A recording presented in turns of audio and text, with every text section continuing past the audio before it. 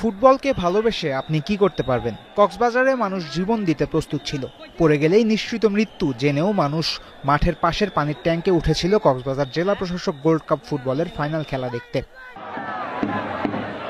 ফাইনালে দুই দল টেকনাফ আর রামু উপজেলা। কক্সবাজার থেকে ১৬ কিলোমিটার দূরের রামু থেকে দর্শক তো এসেছিলই নিজ দলকে সাপোর্ট করতে, প্রায় ৮০ কিলোমিটার দূরের টেকনাফের মানুষও এসেছিল দলে দলে। তাতেই কক্সবাজার বীরশ্রেষ্ঠ রুহুল আমিন স্টেডিয়াম জনসমুদ্র।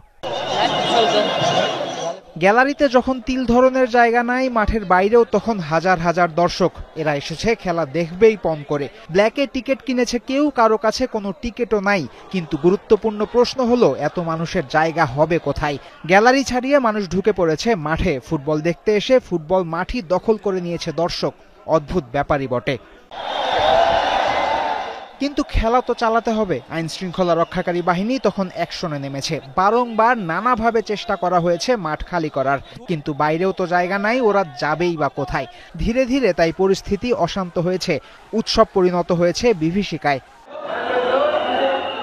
প্রথমে আন্তর্জাতিক ম্যাচ আয়োজন করা এই মাঠের কাঁচ আর অন্যান্য অবকাঠামো ভাঙা শুরু করেছে ক্ষুব্ধ দর্শকরা। এরপর আগুনও ধরিয়েছে স্টেডিয়াম প্রাঙ্গণে।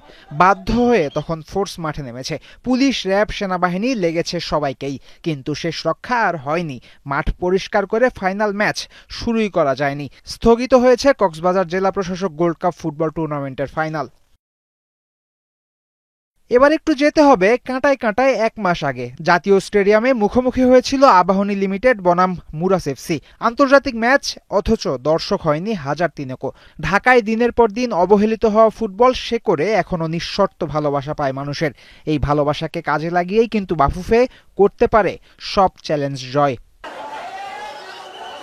শেখার আছে দর্শকদেরও। ফুটবল খেলা দেখতে এসে লাঠির আঘাত নিয়ে ঘরে ফিরবেন, নিশ্চয়ই এমনটা চাইবেন না। একইভাবে সবচেয়ে সুন্দর খেলার উৎসবের আমেজে এমন সংঘাতপূর্ণ ছবি একেবারেই মানায় না। তাই দর্শকদেরও মাথায় রাখতে হবে, ভালোবাসা যেন বিষাক্ত না হয়ে যায়। ফয়সাল হাবিব, ৭১।